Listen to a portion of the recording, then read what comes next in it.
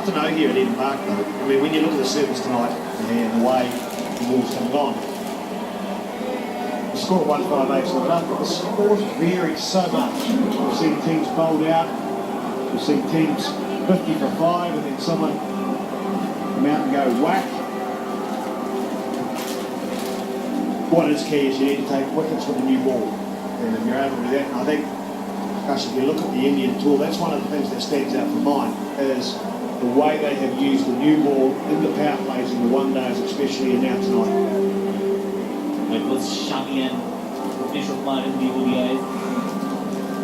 Had different bowling partnership at the top in T20Is. Khalil has been given that responsibility. Shami is from that. Kubra is still not here. Kumar, the pick of the bowlers. Who else? Scott Kugelheim probably the lone sore point from the bowling perspective, and Wellington, his 2 overs cost 34.